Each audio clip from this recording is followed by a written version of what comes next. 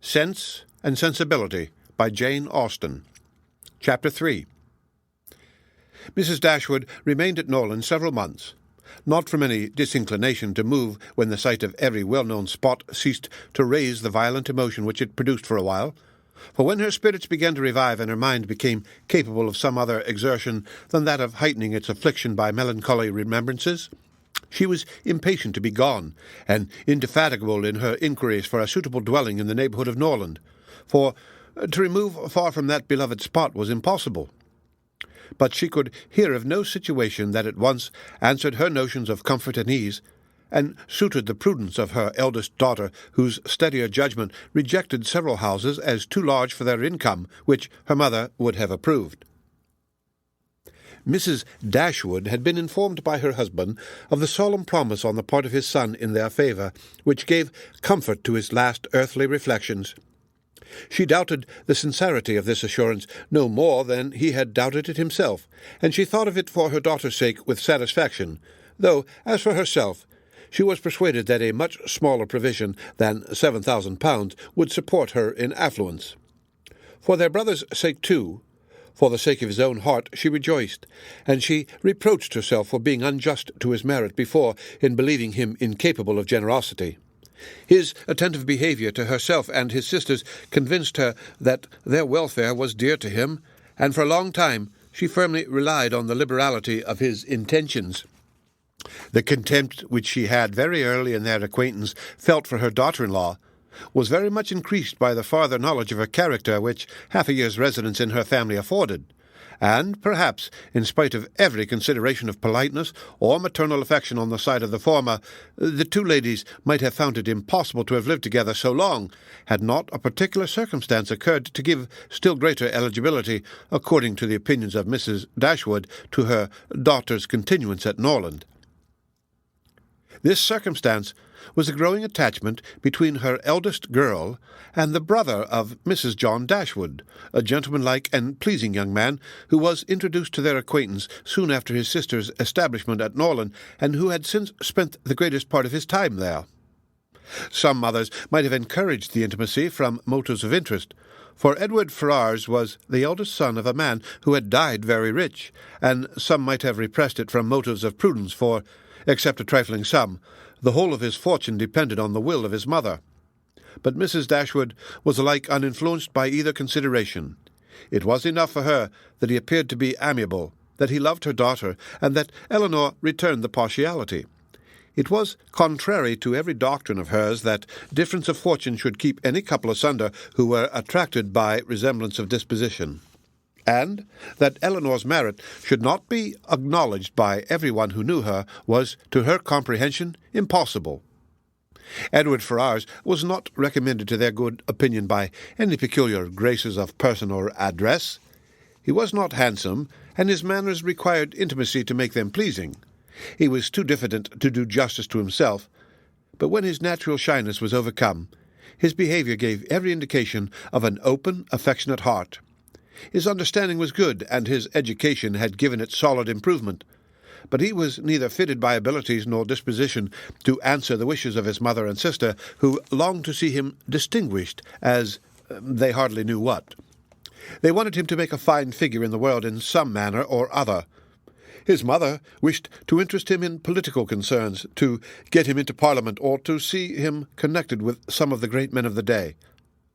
Mrs. John Dashwood wished it likewise, but in the meanwhile, till one of these superior blessings could be attained, it would have quieted her ambition to see him driving a barouche.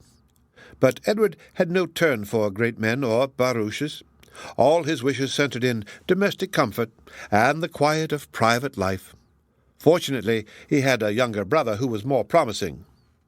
Edward had been staying several weeks in the house before he engaged much of Mrs. Dashwood's attention, for she was, at that time, in such affliction as rendered her careless of surrounding objects. She saw only that he was quiet and unobtrusive, and she liked him for it. He did not disturb the wretchedness of her mind by ill-timed conversation. She was first called to observe and approve him farther by a reflection which Eleanor chanced one day to make on the difference between him and his sister. It was a contrast which recommended him most forcibly to her mother. "It is enough," said she. "To say that he is unlike Fanny is enough. It implies everything amiable. I love him already." "I think you will like him," said Eleanor, "when you know more of him." "Like him?" replied the mother with a smile. "I can feel no sentiment of approbation inferior to love." "You may esteem him." "I have never yet known what it was to separate esteem and love." Mrs. Dashwood now took pains to get acquainted with him. Her manners were attaching, and soon banished his reserve. She speedily comprehended all his merits. The persuasion of his regard for Eleanor perhaps assisted her penetration, but she really felt assured of his worth, and even that quietness of manner which militated against all her established ideas of what a young man's address ought to be was no longer uninteresting when she knew his heart to be warm and his temper affectionate. No sooner did she perceive any symptom of love in his behaviour to Eleanor than she considered their serious attachment as certain, and looked forward to their marriage as rapidly approaching. "In a few months, my dear Marianne," said she, "Eleanor will in all probability be settled for life. We shall miss her, but she will be happy." "Oh, mamma, how shall we do without her?" "My love, it will be scarcely a separation. We shall live within a few miles of each other, and shall meet every day of our lives. You will gain a brother, a real, affectionate brother. I have the highest opinion in the world of Edward's heart. But you look grave, Marianne. Do you disapprove your sister's choice?" "Perhaps," said Marianne, "I may consider it with some surprise. Edward is very amiable, and I love him tenderly, but yet he is not the kind of young man. There is something wanting. His figure is not striking. It has none of that grace which I should expect in the man who could seriously attach my sister. His eyes want all that spirit, that fire which at once announced virtue and intelligence. And besides all this, I am afraid, mamma, he has no real taste. Music seems scarcely to attract him, and though he admires Eleanor's drawings very much, it is not the admiration of a person who can understand their worth. It is evident, in spite of his frequent attention to her while she draws, that in fact he knows nothing of the matter. He admires as a lover, not a connoisseur. To satisfy me, those characters must be united. I could not be happy with a man whose taste did not in every point coincide with my own. He must enter into all my feelings. The same books, the same music must charm us both. Oh, mamma, how spiritless, how tame was Edward's manner in reading to us last night! I felt for my sister most severely. Yet she bore it with so much composure, she seemed scarcely to notice it. I could hardly keep my seat. To hear those beautiful lines which have frequently almost driven me wild pronounced with such impenetrable calmness, such dreadful indifference. He would certainly have done more justice to simple and elegant prose. I thought so at the time, but you would give him Cowper. Nay, mamma, if he is not to be animated by Cowper, but we must allow for difference of taste. Eleanor has not my feelings, and therefore she may overlook it and be happy with him. But it would have broke my heart, had I loved him, to hear him read with so little sensibility. Mamma, the more I know of the world, the more am I convinced that I shall never see a man whom I can really love. I require so much. He must have all Edward's virtues, and his person and manners must ornament his goodness with every possible charm. Remember, my love, that you are not 17. It is yet too early in life to despair of such happiness. Why should you be less fortunate than your mother? In one circumstance only, my Marianne, may your destiny be different from hers. Sense and Sensibility by Jane Austen. Chapter 4. What a pity it is, Eleanor, said Marianne, that Edward should have no taste for drawing. No taste for drawing, replied Eleanor. Why should you think so? He does not draw himself, indeed, but he has great pleasure in seeing the performance of other people, and I assure you he is by no means deficient in natural taste, though he has not had opportunities of improving it. Had he ever been in the way of learning, I think he would have drawn very well. He distrusts his own judgment in such matters so much that he is always unwilling to give his opinions on any picture, but he has an innate propriety and simplicity of taste which in general direct him perfectly right. Marianne was afraid of offending, and said no more on the subject. But the kind of approbation which Eleanor described as excited in him by the drawings of other people was very far from that rapturous delight which, in her opinion, could alone be called taste. Yet, though smiling within herself at the mistake, she honoured her sister for that blind partiality to Edward which produced it. "I hope, Marianne," continued Eleanor, "you do not consider him as deficient in general taste. Indeed, I think I may say that you cannot, for your behaviour to him is perfectly cordial, and if that were your opinion, I am sure you could never be civil to him." Marianne hardly knew what to say. She would not wound the feelings of her sister on any account, and yet to say what she did not believe was impossible. At length she replied, "Do not be offended, Eleanor, if my praise of him is not in everything equal to your sense of his merits.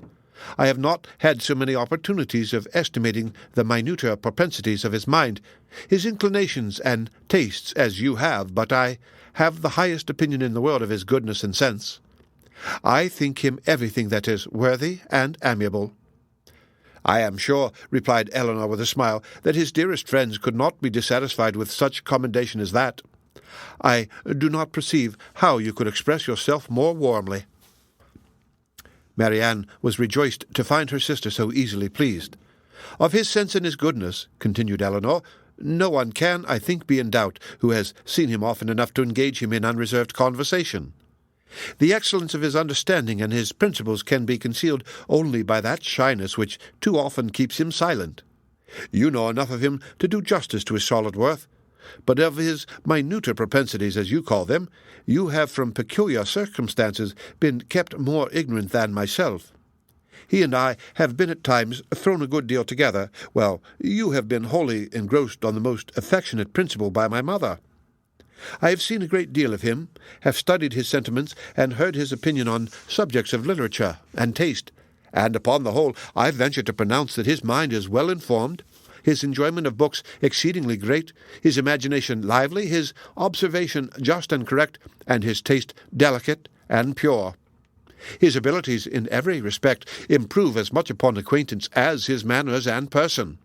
At first sight, his address is certainly not striking, and his person can hardly be called handsome, till the expression of his eyes, which are uncommonly good, and the general sweetness of his countenance is perceived. At present, I know him so well that I think him really handsome, or at least almost so. What say you, Marianne?" "I shall very soon think him handsome, Eleanor, if I do not now. When you tell me to love him as a brother, I shall no more see imperfection in his face than I now do in his heart." Eleanor started at this declaration, and was sorry for the warmth she had been betrayed into in speaking of him. She felt that Edward stood very high in her opinion. She believed the regard to be mutual, but she required greater certainty of it to make Marianne's conviction of their attachment agreeable to her. She knew that what Marianne and her mother conjectured one moment, they believed the next, that with them to wish was to hope, and to hope was to expect. She tried to explain the real state of the case to her sister. "I do not attempt to deny," said she, "that I think very highly of him, that I greatly esteem, and that I like him." Marianne here burst forth with indignation. "Esteem him? Like him? Cold-hearted, Eleanor, or worse than cold-hearted, ashamed of being otherwise. Use those words again, and I will leave the room this moment." Eleanor could not help laughing. "Excuse me," said she, "and be assured that I meant no offence to you by speaking in so quiet a way of my own feelings. Believe them to be stronger than I have declared. Believe them, in short, to be such as his merit, and the suspicion, the hope of his affection for me may warrant, without imprudence or folly. But farther than this you must not believe. I am by no means assured of his regard for me. There are moments when the extent of it seems doubtful, and till his sentiments are fully known, you cannot wonder at my wishing to avoid any encouragement of my own partiality by believing or calling it more than it is. In my heart I feel little, scarcely any doubt of his preference, but there are other points to be considered besides his inclination. He is very far from being independent. What his mother really is we cannot know, but from Fanny's occasional mention of her conduct and opinions, we have never been disposed to think her amiable, and I am very much mistaken if Edward is not himself aware that there would be many difficulties in his way if he were to wish to marry a woman who had not either a great fortune or high rank. Mary Ann was astonished to find out how much the imagination of her mother and herself had outstripped the truth. "And you really are not engaged to him?" said she. "Yet it certainly soon will happen, but two advantages will proceed from this delay. I shall not lose you so soon, and Edward will have far greater opportunity of improving that natural taste for your favourite pursuit which must be so indispensably necessary to your future felicity. Oh, if he should be so far stimulated by your genius as to learn to draw himself, how delightful it would be!" Eleanor had given her real opinion to her sister. She could not consider her partiality for Edward in so prosperous a state as Mary Ann had believed it. There was, at times, a want of spirits about him which, if it did not denote indifference, spoke of something almost as unpromising. A doubt of her regard, supposing him to feel it, need not give him more than inquietude. It would not be likely to produce that dejection of mind which frequently attended him. A more reasonable cause might be found in the dependent situation which forbade the indulgence of his affection. She knew that his mother neither behaved to him so as to make his home comfortable at present, nor to give him any assurance that he might form a home for himself without strictly attending to her views for his aggrandizement. With such a knowledge as this, it was impossible for Eleanor to feel easy on the subject. She was far from depending on that result of his preference of her, which her mother and sister still considered as certain. Nay, the longer they were together, the more doubtful seemed the nature of his regard, and sometimes, for a few painful minutes, she believed it to be no more than friendship. But whatever might really be its limits, it was enough when perceived by his sister to make her uneasy, and at the same time, which was still more common, to make her uncivil. She took the first opportunity of affronting her mother-in-law on the occasion, talking to her so expressively of her brother's great expectations, of Mrs. Farrar's resolution that both her sons should marry well, and of the danger attending any young woman who attempted to draw him in, that Mrs. Dashwood could neither pretend to be unconscious nor endeavour to be calm. She gave her an answer which marked her contempt, and instantly left the room, resolving that, whatever might be the inconvenience or expense of so sudden a removal, her beloved Eleanor should not be exposed another week to such insinuations. In this state of her spirits, a letter was delivered to her from the post, which contained a proposal particularly well timed. It was the offer of a small house, on very easy terms, belonging to a relation of her own, a gentleman of consequence and property in Devonshire. The letter was from this gentleman himself, and written in the true spirit of friendly accommodation. He understood that she was in need of a dwelling, and, though the house he now offered her was merely a cottage, he assured her that everything should be done to it which she might think necessary, if the situation pleased her.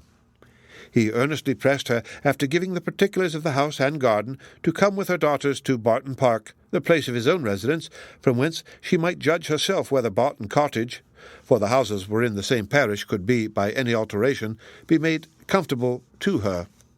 He seemed really anxious to accommodate them, and the whole of his letter was written in so friendly a style as could not fail of giving pleasure to his cousin, more especially at a moment when she was suffering under the cold and unfeeling behaviour of her nearer connections. She needed no time for deliberation or inquiry. Her resolution was formed as she read. The situation of Barton, in a county so far distant from Sussex as Devonshire, which, but a few hours before, would have been a sufficient objection to outweigh every possible advantage belonging to the place, was now its first recommendation.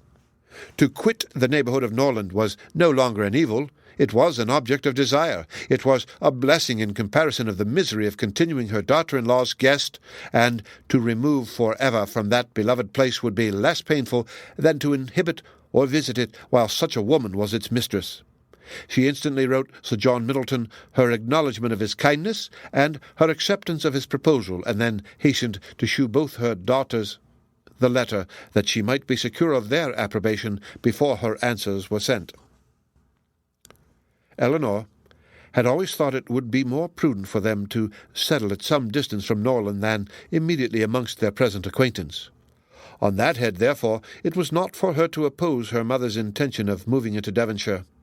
The house, too, as described by Sir John, was on so simple a scale, and the rent so uncommonly moderate as to leave her no right of objection on either point, and therefore, though it was not a plan which brought any charm to her fancy, though it was a removal from the vicinity of Norland beyond her wishes, she made no attempt to dissuade her mother from sending her letter of acquiescence.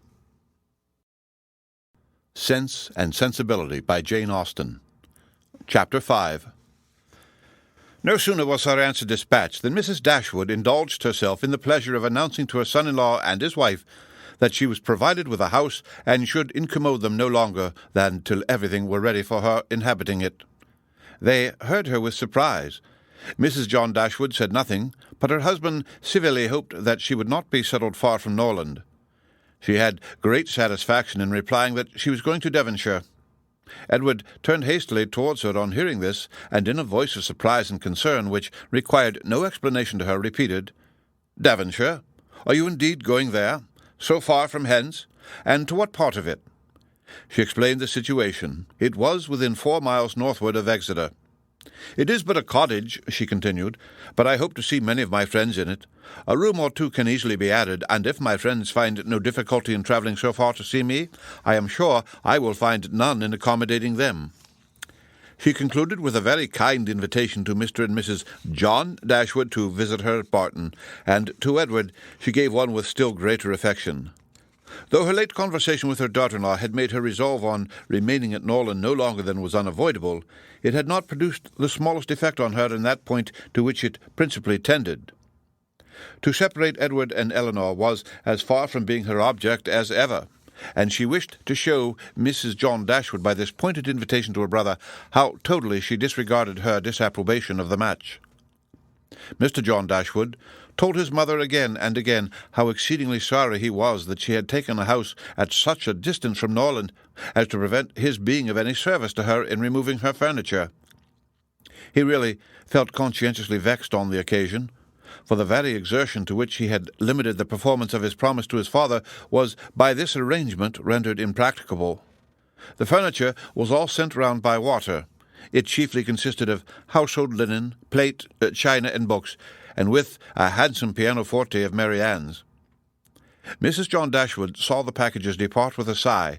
She could not help feeling it hard that as Mrs. Dashwood's income would be so trifling in comparison with her own, she should have any handsome article of furniture. Mrs. Dashwood took the house for a 12-month. It was ready furnished, and she might have immediate possession. No difficulty arose on either side in the agreement, and she waited only for the disposal of her effects at Norland and to determine her future household before she set off for the West. And this, as she was exceedingly rapid in the performance of everything that interested her, was soon done. The horses which were left her by her husband had been sold soon after his death, and an opportunity now offering of disposing of her carriage, she agreed to sell that likewise at the earnest advice of her eldest daughter. For the comfort of her children, had she consulted only her own wishes, she would have kept it, but the discretion of Eleanor prevailed. Her wisdom, too, limited the number of their servants to 3, 2 maids and a man, with whom they were speedily provided from amongst those who had formed their establishment at Norland. The man and one of the maids were sent off immediately into Devonshire to prepare the house for their mistress's arrival, for as Lady Middleton was entirely unknown to Mrs. Dashwood, she preferred going directly to the cottage to being a visitor at Barton Park, and she relied so undoubtingly on Sir John's description of the house as to feel no curiosity to examine it herself till she entered it as her own. Her eagerness to be gone from Norland was preserved from diminution by the evident satisfaction of her daughter-in-law in the prospect of her removal, a satisfaction which was but feebly attempted to be concealed under a cold invitation to her to defer her departure. Now was the time when her son-in-law's promise to his father might with particular propriety be fulfilled. Since he had neglected to do it on first coming to the estate, their quitting his house might be looked on as the most suitable period for its accomplishment. But Mrs. Dashwood began shortly to give over every hope of the kind, and to be convinced from the general drift of his discourse that his assistance extended no farther than their maintenance for 6 months at Norland.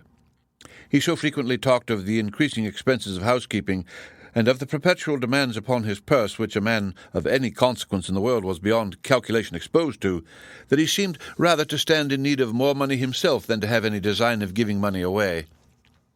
In a very few weeks from the day which brought Sir John Middleton's first letter to Norland, everything was so far settled in their future abode as to enable Mrs. Dashwood and her daughters to begin their journey. Many were the tears shed by them in their last adieus to a place so much beloved. "Dear, dear Norland," said Marianne as she wandered alone before the house on the last evening of their being there, "when shall I cease to regret you? When learn to feel a home elsewhere? Oh, happy house! Could you know what I suffer in now viewing you from this spot, from whence perhaps I may view you no more, and you, ye well-known trees, but you will continue the same. No leaf will decay because we are removed, nor any branch become motionless, although we can observe you no longer. No, you will continue the same, unconscious of the pleasure or the regret you occasion, and insensible of any change in those who walk under your shade, but who will remain to enjoy you." Sense and Sensibility by Jane Austen. Chapter 6.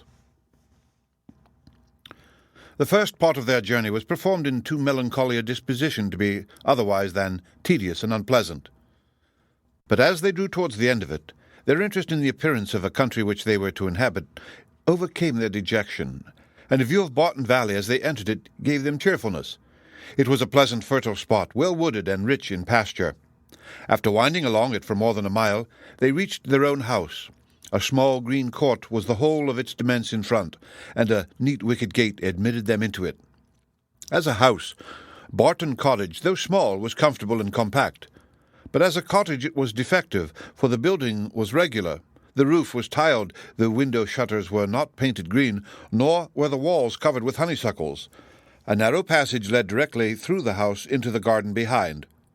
On each side of the entrance was a sitting-room about 16 feet square, and beyond them were the offices and the stairs. 4 bedrooms and 2 garrets formed the rest of the house. It had not been built many years, and was in good repair. In comparison of Norland, it was poor and small indeed. But the tears which recollection called forth as they entered the house were soon dried away. They were cheered by the joy of the servants on their arrival, and each for the sake of the others resolved to appear happy. It was very early in September. The season was fine, and, from first seeing the place under the advantage of good weather, they received an impression in its favour which was of material service in recommending it to their lasting approbation. The situation of the house was good. High hills rose immediately behind, and at no great distance on each side, some of which were open downs, the others cultivated and woody. The village of Barton was chiefly on one of these hills, and formed a pleasant view from the cottage windows. The prospect in front was more extensive. It commanded the whole of the valley, and reached into the country beyond. The hills which surrounded the cottage terminated the valley in that direction, under another name, and in another course it branched out again between 2 of the steepest of them. With the size and furniture of the house, Mrs. Dashwood was upon the whole well satisfied. For though her former style of life rendered many additions to the latter indispensable, yet to add and improve was a delight to her, and she had at this time ready money enough to supply all that was wanted of greater elegance to the apartments. "As for the house itself, to be sure," said she, "it is too small for our family, but we will make ourselves tolerably comfortable for the present, as it is too late in the year for improvements. Perhaps in the spring, if I have plenty of money, as I dare say I shall, we may think about building. These parlours are both too small for such parties of our friends as I hope to see often collected here, and I have some thoughts of throwing the passage into one of them with perhaps a part of the other, and so leave the remainder of that other for an entrance. This, with a new drawing-room which may be easily added, and a bedchamber and garret above, will make it a very snug little cottage. I could wish the stairs were handsome, but one must not expect everything, though I suppose it would be no difficult matter to widen them. I shall see how much I am beforehand with the world in the spring, and we will plan our improvements accordingly. In the meantime, till all these alterations could be made from the savings of an income of 500 a year by a woman who never saved in her life, they were wise enough to be contented with the house as it was, and each of them was busy in arranging their particular concerns, and endeavouring, by placing around them their books and other possessions, to form themselves a home. Marianne's pianoforte was unpacked and properly disposed of, and Eleanor's drawings were affixed to the walls of their sitting-room.